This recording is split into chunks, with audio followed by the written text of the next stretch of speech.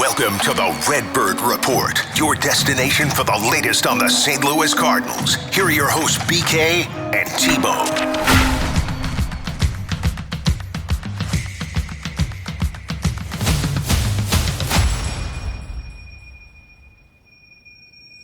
16 games in 17 days is what the Cardinals just accomplished. Alongside Tanner Henderickson, I'm Brandon Kiley. It was, I would say, overall a successful stretch of baseball for the Cardinals. It was not perfect. You look back at that series against the Seattle Mariners, they got swept in that series. I walked away, though, somehow feeling more impressed with the Cardinals than I felt about them going in, despite losing all 3 games, because I believe that to be a very good baseball team. Even though Cal Raleigh can't hit now, I don't know what happened there, but whatever, neither here nor there. Over the weekend, they split the series against the San Diego Padres. Now, if it had happened in reverse, and they had won the final 2 games and lost the first 2 the way that they did, I think we'd be feeling a lot better today than what we actually are. But I think a lot of Cardinals fans left that saying, man, you really should have won at least 3 out of 4, and you had a chance to win each of the 4 games.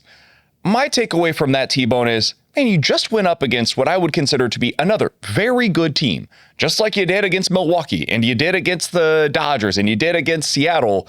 And in every single one of those games, basically, you had a shot right at the end to come away with a victory. And ultimately, that's what this year is all about.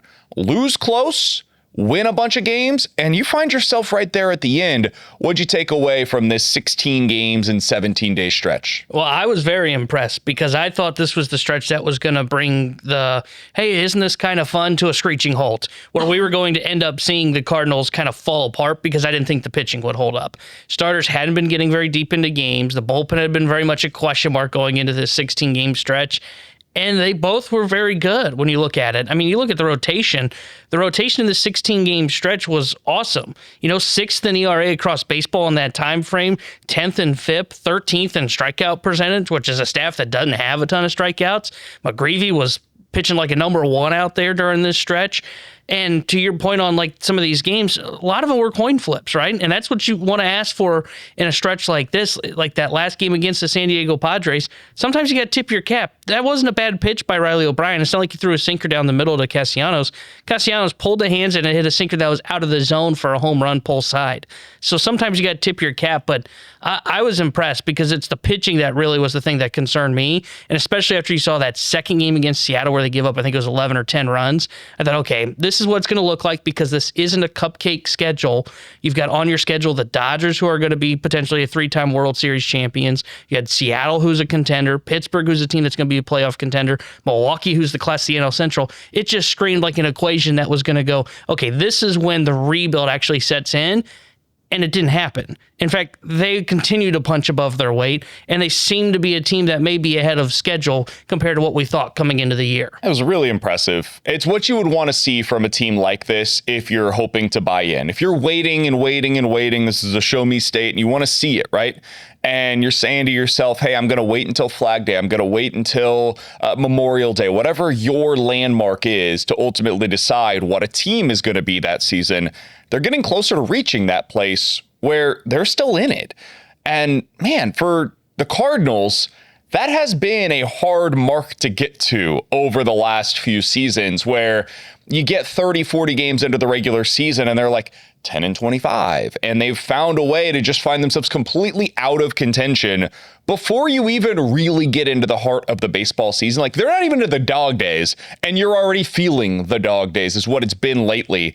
Meanwhile, this year, they're going up against contenders and they're finding ways to win. They're now 40 games into the regular season and they're 6 games above 500. If I had put odds on this prior to the start of the regular season, I don't think either of us would have said, yeah, they're going to be 6 games above 500 at any point in the regular season, much less a quarter of the way through. So it's been impressive. And now that we have reached that quarter season poll, I wanted to get a couple of different aspects on this team for you. Do you want to start positive or negative? Let's start positive. Mike Schilt told me I would live longer if I did that. Okay.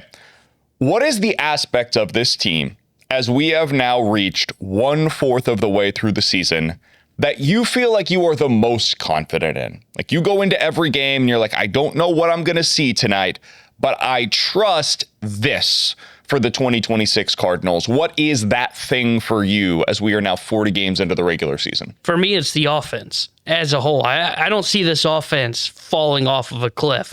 They're going to be a top 15 offense in baseball, and they'll have an outside chance at being top 10. But I definitely think that this offense, you can put it in pen today, that they will be top 15 when it comes to most statistical categories. You look at where they are slugging-wise, they are 15th right now in Major League Baseball at 388 as a team.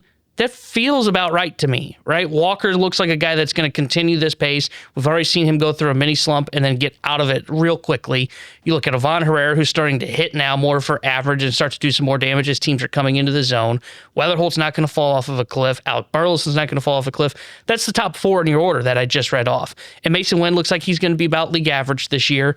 I expect him to hit for more doubles as the year goes on, which will help kind of boost up their slugging percentage. But that's the thing I feel most confident about. You go into a series and you know that the Cardinals are going to put up runs, and even if they're not going to, which they didn't put up a ton in San Diego, they're going to put together competitive at-bats throughout the series, and they're going to put some pressure on your pitching staff.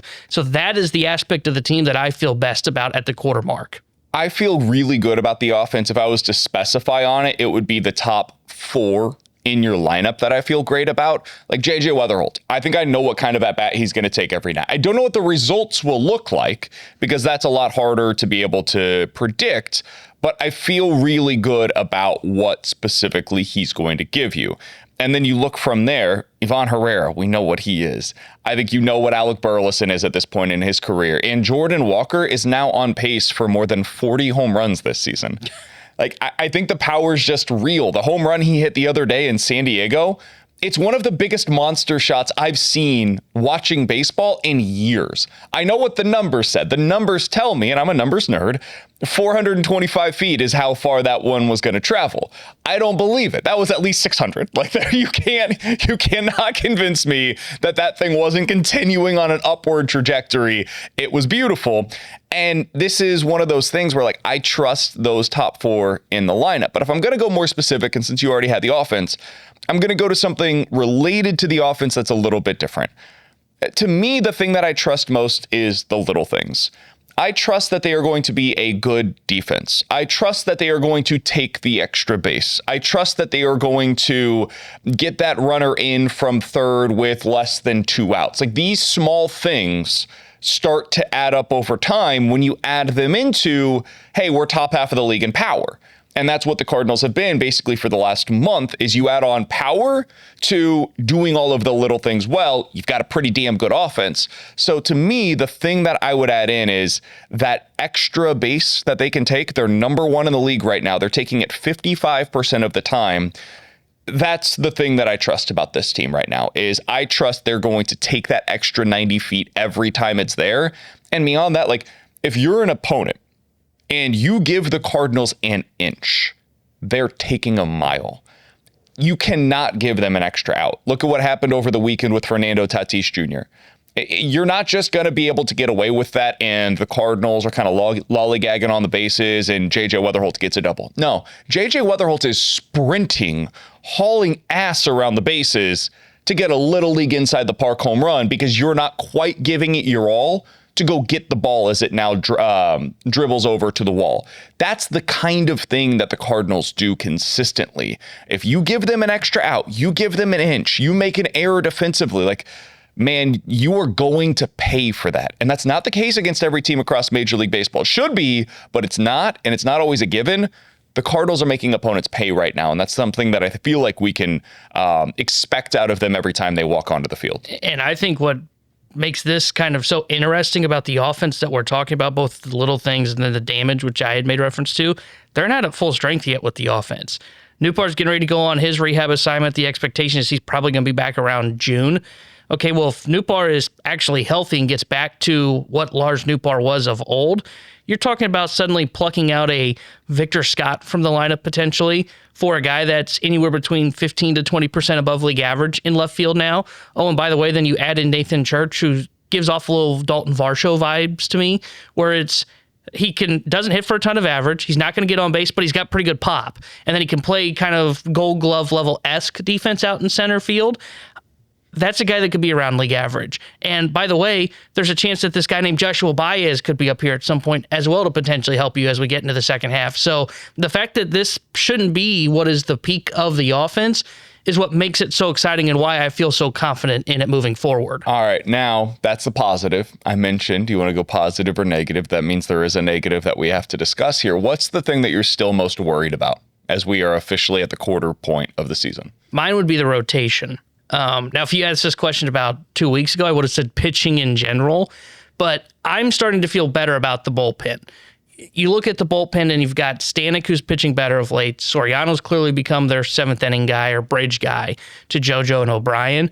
I still don't know what to make of this rotation. I know I read off the numbers that they were top 10 in ERA and top 10 in FIP over this 16-game stretch. I still don't really trust it because I don't see enough swing and miss. And McGreevy's added it here over the last 3 starts where he's striking out a batter per inning, and he's been very good. I just don't know that he's going to suddenly be a guy that strikes people out. And when you've got a staff that's pitching to so much contact as they are with McGreevy and May and Libby and Leahy, who's been better of late, I just don't know that this is sustainable. I think this is a hot stretch for this rotation, and then they'll kind of come back down to earth, and this rotation will be probably bottom 10 in ERA in baseball, and it's fair to debate. I think we brought this up last week. There's a chance it's better than it was last year, but is it good enough to get you to the playoffs? My answer to that would be no. So it's my biggest concern as we get into the next 3/4 of the season. For me, it's depth overall. I just think they're lacking depth. And this is both at the major league level and then guys that could also come up to help them at the minor league level. I just look at this roster and they're incredibly thin at a lot of different areas. Now, any team you pluck out their best player, you're going to have issues, right? But for the Cardinals, if somebody were to get hurt for 2 weeks, which happens, right? One of your best players in this lineup is going to get hurt at some point this year, most likely. Every team in Major League Baseball will deal with that. When that happens for the Cardinals, if, and knock on wood, hopefully it doesn't, but if and when it happens, who's going to make up for that production? Like if, I don't even want to have to put a name on it because I know what's going to happen here, but if one of your top 4 in the order were going to get hurt this season, who makes up for that production? If one of your starters goes down, you feeling good about where you're at? Like if it's Michael McGreevy, who were to go down for any amount of time, like he misses a couple of starts, it's a big deal for this rotation, man. If you were to lose one of your top 3 bullpen arms for a 2-week stretch, boy, does that start to get thin real quick. So for me, I know a lot of teams maybe feel this way where injuries could be the thing that derails the season. That's the case for everybody to some degree. For the Cardinals, it feels even more flimsy than for a lot of these other teams because you are so compressed in terms of your overall production that the replacement level player is not anywhere close to what those top 4 guys in your lineup are, or the top 3 or 4 guys in your rotation, or the top 3 guys in your bullpen. If any of them were to go down, I think it could signify some really significant issues for the Cardinals this season. So the overall lack of depth would be the thing to me that if you're believing in them as a contender, that could be the thing that ultimately does them in. See, it's funny because though right now today as we record this on May 12th, I think that's a fair concern. But I'm hoping that within like a month or so, that's not a concern. Because like let's just kind of go through this in the 3 different categories. I'll start with the offense. Well, in theory, Nootbaar's coming back. In theory, Baez looks like he's developing and getting close to potentially pushing for the major leagues. If we want to add in a catcher bat as well, you've got Jimmy Crooks, you've got Blaze Jordan that's hitting well. Like that's 4 names that I just made reference to. Now, can they replace the production of like a Jordan Walker or Herrera if they went down? No, but name the team that could. And I just don't think they're other teams already have good players in their lineup that could help boost up the lineup without those guys in there. Whereas with the Cardinals, like so much of this offense is based upon the top 4 guys getting on base. And if those guys, if your replacement, maybe it's Jimmy Crooks, maybe it's Blaze Jordan, whoever it may be, if those guys are not getting on base at the same clip as what you're currently getting from the top 4, the sequencing gets that much harder. And you have that much harder of a time getting that production. Those are also the guys that are producing the vast majority of the power. in your lineup. So if you don't have that same power, and as much as it's exciting what you're seeing from some of these guys down at AAA, we have no idea how that's going to translate to the major league level. It's a big gap between the pitching they're seeing down there and the pitching they would see up here. That is what gives me that concern, just to once again give you the volley back. Yeah, I would just say, like, if you, like, we agree the Astros lineup's pretty good, right? If you remove Christian Walker from that lineup and now it's just Paredes, Alvarez, Altuve, it looks different. And they don't have a response to that, even if they had a prospect that they like. I just think that's a problem for every team. I think you're a better position because you're going to have guys that are at least developed and ready. Now, will they produce at that level?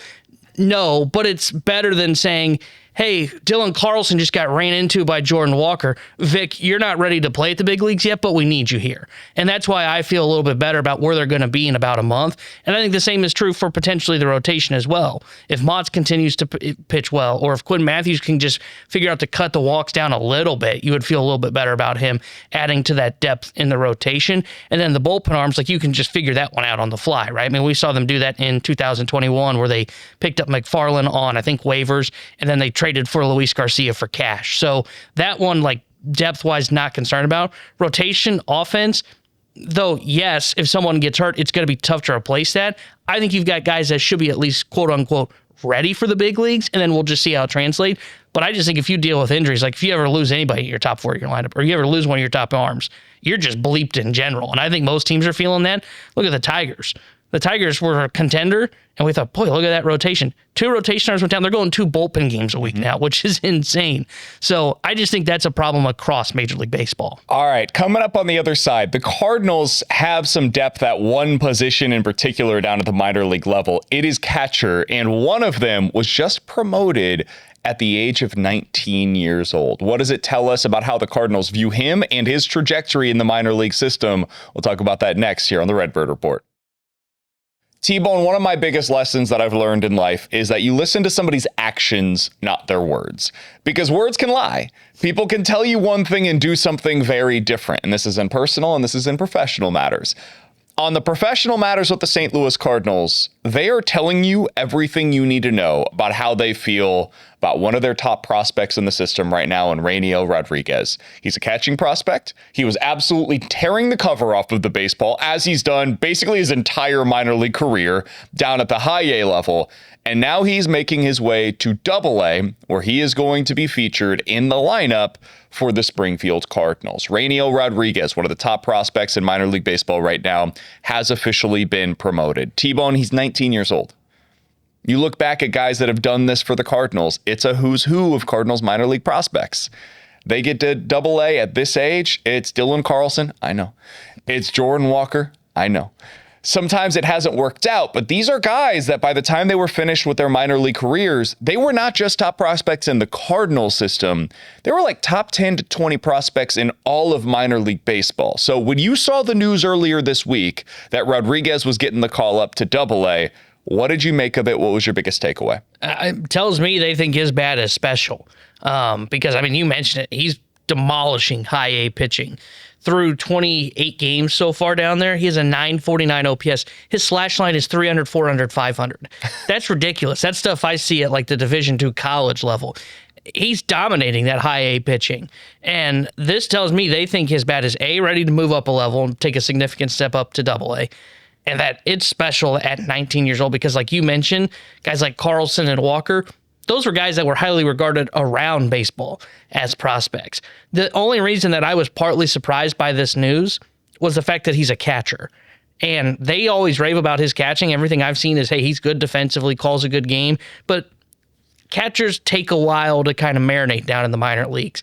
Look at how long it took for guys like Andrew Kisner and Carson Kelly, and even how slow they're approaching things with Jimmy Crooks. That's not just because they look at their bat, and Crooks is partly because of the roster, but it's also, hey, we want him to get better at calling a game, doing the little things that catchers do. Look at what Ivan Herrera's had to deal with at the major league level, where he did go through the system, relatively speaking, quickly, got up to the major league level, and they were like, oh, no, we skipped a few steps here on the catching side of things. Yeah, so that's the only reason I'm kind of surprised he's jumping so quickly to where he's only not even spent 30 games down at the high A level.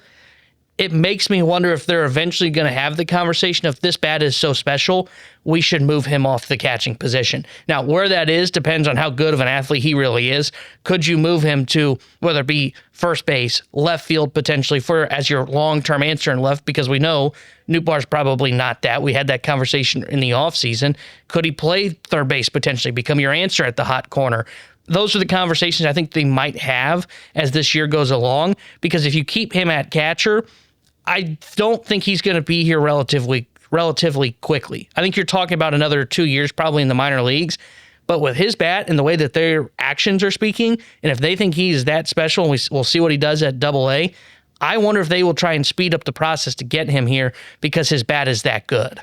You just look back at guys that have done this. It's rare, man. You just don't see players get to this level at that age. And this doesn't mean that he's going to go down there and tear it up the way that he did at high A. Double A is a big jump from the high A level. You're going to see some guys that have legit major league stuff. Like Liam Doyle is pitching for the Cardinals right now down at Double A. Jurangelo Stange is kind of figuring stuff out on the fly while he's down at Double A. I mean, you look last year, you saw guys like Quinn Matthews and Bryson Motts. They all got started down there at the Double A level.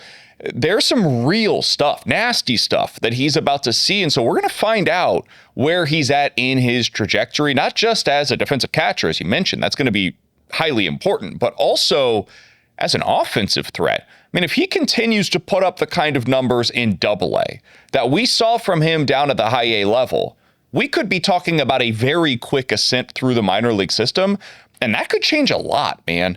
If they decide, hey, you know what, this guy's just too good. We can't prevent him from getting to the major league level. His bat plays, and it doesn't matter what we do. This is legit. And they view him as a potential fixture in left field for the next decade.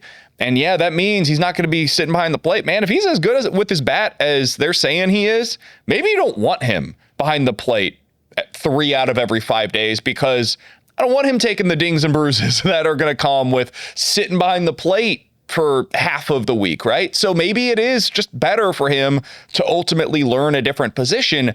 That is something that I will be very curious about at Double-A and then eventually at Triple-A is, do they consider changing some things? Do they say, hey, 3 days a week, you're going to be behind the plate. And by the way, there will be some days where he is catching Liam Doyle. Those are going to be pretty important days for the Cardinals organization long-term. 3 out of 5, you're going to be catching behind the plate. Maybe it's 2 out of 5, whatever it may be. The other couple of days, we'll have one DH day for you, and we're going to have you learn the outfield a couple of times a week. We want to see what you look like out there. I don't know that is for sure going to be the case, but I do wonder if that's something we could start to see them tinker with a little bit, because it took a while to try that with Jordan Walker. Mm-hmm. And we saw what the results were, because eventually they realized, all right, we're going to push this guy. We're going to get him to the major league level quickly. And then he was not ready to play defense in the outfield. It was awful early on. And it took, 3 years to kind of get him to where he's at now? Exactly. So if you can start that process now for Rodriguez down at the Double-A level, I don't think it'll be right away, because they're going to want him to adjust with his bat first. Don't have him adjusting to everything all at once, but early on, adjust with the bat. If it looks good, maybe eventually you see, all right, what does this look like? Or maybe they just trust what he is as a catcher, and they're like, hey, this guy's good. We don't need to work with him anywhere else. He's good to go. But they've got a lot of depth at that position. I do wonder if that's something we could see eventually. Yeah, and this is probably the last stop to try and make that significant of a change, because you mentioned Walker. This is when they did it with Walker. They did in the second half of 2022, where he went from, he's playing third base. Now, why it took them so long to do that one when it was clear they had an answer in Arenado? Don't get me started. But that's when they made that change. Typically, by the time you get to that AAA level, your position's figured out. Every now and then they might tinker a little bit with guys like Baez, for example. Mostly corner outfielder, most of the minor leagues. Got some sprinkles of center field. Now they're focusing him on center field. Now, that could be just, hey, we need somebody to play center field. We'll just put you out there. We think you're best of the group here. But for the most part, if they don't make the change at Double-A, I'm not sure we're going to see them make a significant change at Triple-A. And I'll find it fascinating, because you're right. It'll probably be for the first month here, the rest of May. Hey, just get accustomed here to Springfield, see what you're going to see with the pitching, because now you're getting to that point where guys have got some stuff when you get to low A, high A, but they don't know where it's going. Now that you start to get to double A, guys are starting to get better at controlling their stuff. They're starting to get a better feel for their breaking pitches. Look at Doyle, for example. First couple starts, didn't really have a feel for the breaking stuff. Lately, though, he's been able to put it more where he wants it. So adjust with the bat first, and then by the time we get to June and we're sitting here, we'll see if they start to make a change in his position, because if his bat is this special and they're moving him through the system, I think you probably look at a potential position change just so you can get him here quicker, because he could be one of these kind of franchise-altering bats that we're talking about, just like Jordan Walker is. And for anybody curious, all right, what's this mean for his timeline? When could we realistically expect to see him at the major league level? The truth is, everything's individual based. Like, it's hard to know for sure, but if we're letting history dictate it for us, guys that got to this level at his age and then had at least 100 at-bats at the AA level at 19 years old or younger, there were only 4 of them in this league, the Texas League, over the last decade. So again, this is incredibly rare. What the Cardinals are doing here is not common by pushing him this quickly at his age. It was Keibert Ruiz who took another few years to get to the major league level, and he never became the player that ultimately his prospect pedigree would have suggested. Fernando Tatis Jr. did this in 2018. He was at the major league level the next year. So that is one to go ahead and circle. Sebastian Walcott did this last season for the Texas Rangers, and to put in context what that meant for him, this year, if you look at some of the prospect rankings, he was number 7, like the number 7 overall prospect in Major League Baseball, according to MLB Pipeline, number 16 based upon Baseball America, and number 11 by Baseball Prospectus. So a consensus top 20 prospect in all of Major League Baseball.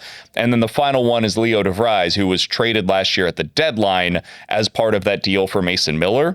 He was, at the time, considered to be one of the top prospects in Major League Baseball. Now, legitimately a top 5 prospect in Major League Baseball. So you're talking about a guy that by the time we get into next year's prospect rankings, we could be talking about Rainiel Rodriguez in the same way that we were talking about J.J. Weatherholt coming into this year. That's the high level of prospect that we could be talking about with him if things go according to plan. And for 3 out of the 4 that I just mentioned, Fernando Tatis Jr., Sebastian Walcott, Leo DeVries, it has gone basically according to plan for them. For the other, Keibert Ruiz, it never worked out. So it's hard to say how this is going to go ultimately. For Rainiel Rodriguez, I would say the one catcher did not work out. The other ones did. I didn't want to point that out. To keep that in mind. But this is a big deal that the Cardinals are making this move this early. It's noteworthy that basically nobody else has been promoted this early in the season other than Rainiel Rodriguez. And they were like, that guy's too good. Just let him go up to AA. We don't care what anybody else is doing in our system. Typically, they wait till like all-star break time to kind of make these big promotions. Nah, not for Rainiel Rodriguez. He's ready for going up to the next level. And we thought they were aggressive doing it last year when they put him at A-ball in Palm Beach. He was 3 years younger than the average player at A-ball. Now imagine, and then this year, 3 years younger than the guys at Peoria. He's going to be like 4 or 5 years younger than the guys here at AA. I mean, that's incredible. Well, now we'll see what it looks like. Again, this is just, it's fun to get excited about prospects, but they got to go out there and perform. But man, everything you heard about him from when he first started just crushing pitching at the rookie ball level, everything seemed to say, hey, this guy's a special talent, and we'll see what it looks like now in AA. All right, coming up on the other side, the Cardinals, as we're recording this right now, are in Sacramento. They're getting ready to take on the A's for a 3-game series.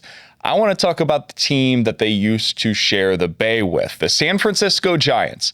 Hired Buster Posey. They made a big splash for their manager in the offseason. They've made big trades. They've made big signings. They've done everything that Cardinals fans have asked the Cardinals to do.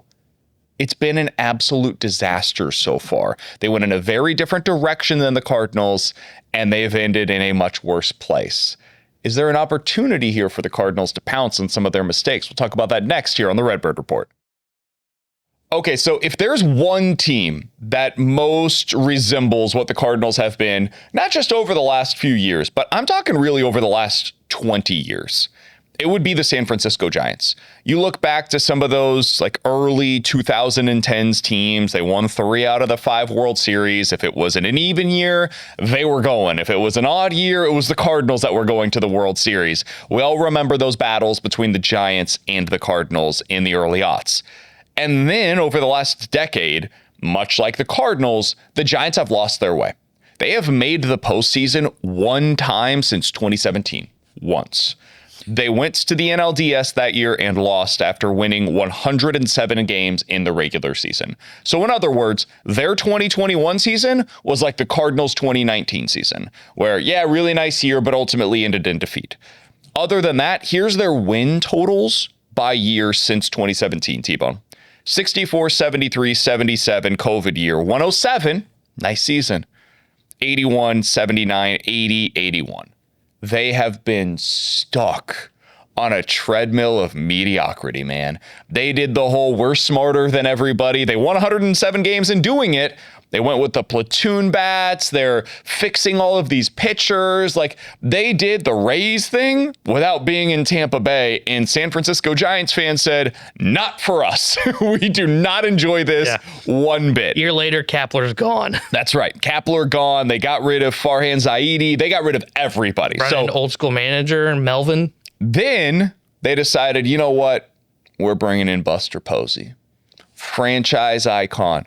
Guy that led us through the 2000s, 2010s, won us 3 different World Series, one of the best of all time at his position. We trust in Buster, much like Cardinals fans trust in Yadier Molina. He's going to lead us back to the promised land. And what has Buster Posey done so far? Man, he went out and he signed Willy Adames. He went out and he traded for Rafael Devers. He went out and made a big splash with their manager hire this offseason, hiring Tony Vitello, who had a ton of success at the collegiate level. People saw that, kind of looked a little sideways, like, I don't know if this is going to work, but it's fun. It's interesting. It's been a disaster. They can't hit. They're like, for all of Major League Baseball, walk rate is skyrocketing this year. It's like 9% across the league. Meanwhile, for the Giants, nobody's taking walks. Like, some of the best hitters in Major League Baseball over the last decade are in this lineup. They're not even walking. You look at a guy like Willy Adames. Have you seen what his walk rate is so far this season? No, I know he's been bad, but T-Bone, he has 6 walks on the year in 170 plate appearances. Do you know how hard that is? That's incredibly You and me hard. could go up there and just not swing the bat for 170 plate appearances. Now, we would also not get a hit. That's worth noting. Well, We would walk more than 6 times. yeah. That is how hard it is to accomplish what he's done. I say all of that to ask you this question, because the Giants are in abomination. They're 17-24. Their record is actually better than what their play would resemble. They just made a big trade by getting rid of one of the best, maybe the best defensive catcher in all of Major League Baseball. They said, enough of that. We need somebody that can hit a little bit more, hit more than his weight. They also, according to Bob Nightingale, are open to the idea of getting rid of some of these contracts that are currently on their books. That includes Rafael Devers, Willy Adames, Matt Chapman, Young-Hoo Lee. Is this a scenario where you think for the Cardinals it would make any sense to take on what they consider to be one of their mistakes to accelerate what is a rebuild here in St. Louis? Or do you say, hey, that's your mistake, we ain't touching it, we're not interested in those guys that aren't hitting for you? I think you tell them this is your problem. Go, you got to figure it out, because some of their names are interesting. The problem, though, is like Matt Chapman's one that I find a little intriguing, to be completely honest with you, because his bat speed is still, he's in the 92nd percentile in bat speed. And then you look at his profile and you go, okay, well, he's not striking out too bad. He's slightly below the league average. His walk rate is about league average right now. And then I look at it and go, boy, his expected slug's bad. Everything is bad in terms of expected batting average, exit velo. But it doesn't make sense to me since his bat speed is so high up there. And this is a guy that did damage to the baseball as well as last year, to where you look at it and you go, okay, 90th percentile on average exit velo. So something's just weirdly off with him. And the reason, though, that I would still say I'm out on him is because of his age. You look at his age and he's 31 years old and he's still got 5 years left on that deal. So as much as there is a hole at third base for the Cardinals, I'm not going to go do the potential next Nolan Arenado experiment, because Matt Chapman, though intriguing, we all know what this could be. In 2 years, he could just fall off of a cliff if it's not already starting to happen with him. So I'm out on him. Adames is a guy that I thought he got overpaid at the time, so I don't want the contract now. He would be kind of intriguing if he'd be willing to play third. But again, he's another guy that just seems to be trending in the wrong direction as he gets older. And I don't know what to make of Devers, but Devers doesn't profile well for the Cardinals because you don't need a first baseman. He got Burley. I'm not trading for a guy just to play DH, and he was awful at third base that you'd be better off with just Nolan Gorman. Oh, and he can't hit all of a sudden. So I think this is one of those to where it is more name than game in San Francisco. That's their problem. You guys can stick with those contracts. Good luck, Buster. You've got to figure out this mess that you created. The one guy that I find kind of interesting is actually the one that probably has the least amount of name recognition, and that would be Young-Hoo Lee. And he also has a contract that I wouldn't want to touch. Like, if he was on the same deal, but for half of the money, I might be willing to talk about it. But he is owed $23 million this year, $23 million the next year, and then has a player opt-out. He ain't opting out. And then if he doesn't opt out, he's got 2 more years on the deal for $20 million apiece. So he's 27 right now. By the end of that deal, he will be 30 years old. He is a fine player. He's solid. He can come in. He would be a high average, low slug type of a player, does not strike out at all. He is the kind of player that I think you're probably looking at Mason Wynn becoming ultimately as a hitter. I think that's a pretty similar type of player to what Mason Wynn is.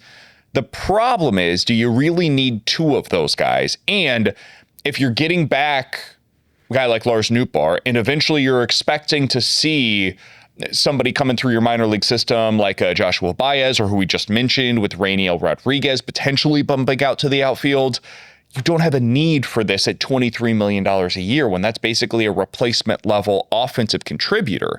So I find him interesting. I don't think he fits to what you're trying to accomplish this year. And that deal is just too much to take on. So yeah, I don't think any of these guys really make sense for the Cardinals, even though I find some of them to be interesting. I just don't think they fit with where you're at. And I agree on Lee because I looked at him as well. If he could play center field, he'd maybe be more in the conversation. The problem is San Francisco with their actions. Last year, he played 147 games center field, and they said, yeah, we need Harrison Bader, who's in his 30s, to come play center field because Young-Hoo Lee's not good enough for it. So, yeah, you're right. There's just not a spot for him. You don't have a spot in a corner. If you didn't have Baez in the system, maybe you would consider it in left field for the long-term play. But you do. So I'm with you. The only guy of interest from San Francisco that's got a reasonable deal, but when they're talking about offloading money, he definitely doesn't fall into the conversation, in my opinion, is Logan Webb. Webb's the only guy on the San Francisco Giants to me that's got control that would make sense. Ready to trade Rainiel Rodriguez? Because that's what they're going to be asking for. Exactly. So there's nobody on the Giants. He's the only one that would make sense from a just talent perspective, what you're looking for. Here's a question, though. Would you do it? Rodriguez for Webb? Mm-hmm. No. If you want to take somebody else in my system, the only prospects that are probably untouchable are Baez and Rodriguez. Well, you're not getting him without including those guys. I agree. So I don't think you're doing it. But like if they were willing to say, hey, we'll take Jimmy Crooks and we'll take Liam Doyle, I would be willing to do it then, but they're not going to. Yeah. I mean, if they're going to deal Logan Webb, you're talking about a huge return. And this is a guy with multiple years remaining on a totally reasonable contract at 30 years old, I think is what he's at right now, 29 years old. And over the last 4 seasons, he's thrown 192, 216, 205, and 207 innings. That is, I mean, you can't find that in Major League Baseball nowadays. That's something that takes the load off of your bullpen for 1 out of every 5 days, takes the load off of your next day starter. Like, you can have Kyle Leahy start the day after this guy starts because your bullpen's going to be completely rested because you expect him to go 7 innings. Or you have him start the day after Kyle Leahy because you deplete your bullpen on Leahy days and then you go to Logan Webb. This guy is a legit number 1 or number 2 starter. You throw him in a postseason series and you feel good about whoever it is that he's going up against. But the Giants also view him that way. So there's no reason for them to sell low if you're not offering Rodriguez and or Baez and or Liam Doyle I don't think you're even getting into the conversation for somebody like Logan Webb, because the Dodgers will just be over here like, hey, here's our minor league system. We don't care about any of them. The Padres will do the same thing. Minor league systems right here. We will trade anybody for anything. Look at what we just traded for a closer in Mason Miller. Imagine what we would give for Logan Webb, who's at a reasonable rate, given what we've traded in the past for some of these pitchers that we've been able to acquire as well. So Cardinals can't even get into the conversation without including their top guys. And I'm with you. I would not do that. If you had a younger player than what Logan Webb is right now, and he had similar types of results over the last couple of seasons, you could get me to be interested in a pitcher and get aggressive maybe. This is not that guy. And I don't think that a 29-year-old coming up on 30 pitcher with a few years left of control is worth you giving up the prospects that we just talked about, Rainiel Rodriguez becoming. Yeah, it's more likely they would go, if we get to the deadline and they were buying, it's more likely they would be in the conversation for Robbie Ray than they would be Webb. Because Ray's a rental. He's at $25 million, so he'll be like 14 mil for the rest of the year at that point. And we just saw last year, rental guys just don't go for as much. So you're probably not even talking about including some of your best prospects. It's probably more of the second, third tier prospects when you have that conversation. And then the thought process, in my opinion, there would be, okay, you can acquire him for the stretch run, and then you could probably get him on a 3-year deal. He's 35 years old. You could do a 2-3-year deal with a pretty high AAV, and that would make some sense for the Cardinals. Again, I don't know that they're going to do that, but I think it's more likely they'd be in that conversation than they are for Logan Webb because of the control. Same with like Joe Ryan. I saw someone on Twitter the other day say Cardinals should now try and trade for Joe Ryan and extend him. I like Joe Ryan. I don't think they're going to give up what it takes because of the control that he has, and teams are going to start asking for your top-end prospects then. No doubt about it. We are recording on Tuesday. T-Bone's about to go on vacation, so that's why we're recording early this week. Do want to preview what's ahead, because the Cardinals have a 3-game set, as we mentioned, against the Sacramento Athletics, or just the Athletics. I don't even know what they want to be called at this point.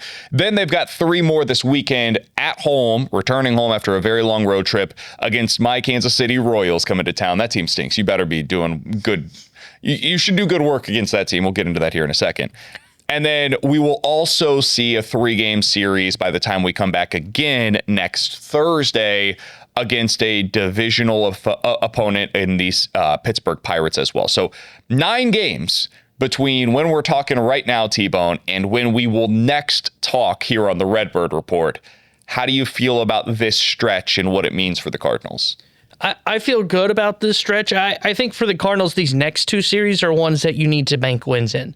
And the reason I say that is because, like, at the Athletics, I think this series is going to be a slugfest. I don't like their pitching. I don't like our pitching, but I like both offenses. And in that small ballpark there at Sacramento, I think it's going to be a matter of, okay, can your offense outslug the Athletics? And then you mentioned it with the Royals.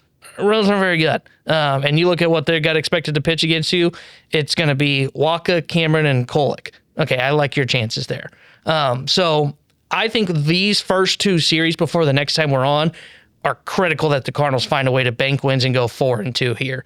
And the reason I say that is because then I think the next big test for them comes starting when they have Pittsburgh at home, because you go Pittsburgh at home for 3, at Cincinnati for 3, at Milwaukee for 3, home against the Cubs for 3. That's everybody in the division. All those teams are above 500 as we're speaking today. That's the stretch that can potentially say, okay, we're going to be in this race for this year, or the stretch that some of those teams start to knock you back and we go, okay, yeah, this is the Cubs division to lose. The Cardinals aren't going to be involved in this race. That's why you need to bank wins in the first 6 games before you get in to that 12-game stretch against the division. Athletics are interesting, man. I think people will see the name on this team and say to themselves, like, yeah, that's a team you should win 2 out of 3 against. The pitching would definitely suggest as much. They don't have great pitching, but their lineup is legit. And they just called up one of their top prospects as well, who is going to be making his debut in this series against the Cardinals. Last year, we saw some of their young prospects come up, and Jacob Wilson was second in the American League Rookie of the Year voting, only because his teammate Nick Kurtz won the American League Rookie of the Year. Honestly, the 2025 A's are pretty similar to the 2026 St. Louis Cardinals, where they're surprising. You look at their record and you're like, wait, they won like almost 80 games last year? I didn't realize that, because nobody talks about the Athletics for good reason. They have not been relevant in a very long time.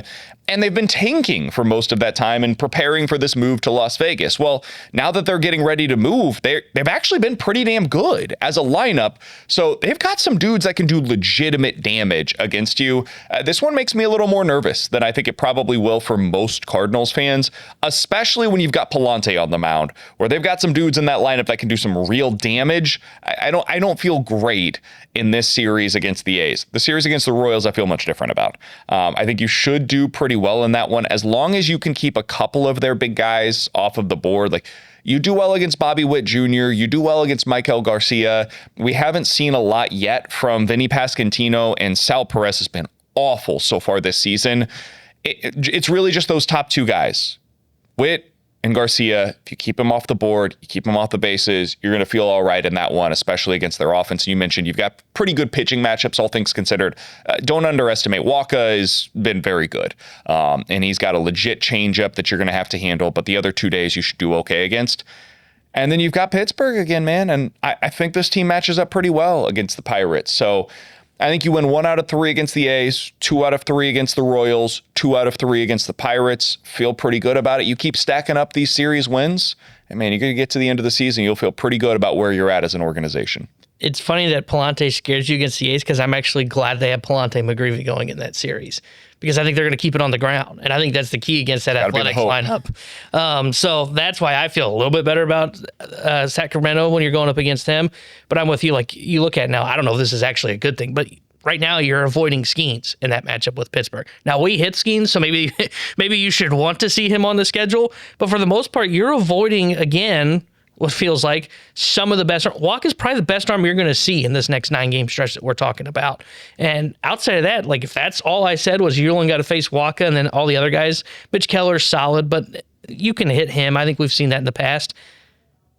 For whatever reason, it just feels like the schedule's been falling in place for them this year to where they keep avoiding some of the best arms from their opponents. Yeah, they are avoiding some of those guys. I would also say, even when they face them, the Cardinals have done pretty well against a lot of these guys, and either getting them out of the game early or finding a way to just keep the game close. And then once you get to the late innings, having a real chance against some of these back ends of the bullpen. So it's been a lot of fun. It's been a lot of fun to cover. I'm sure as a Cardinals fan, if you're watching this, it's been a hell of a lot of fun to watch as well. We'll continue following along and certainly talking about it here on the Redbird Report over the course of the entirety of this season.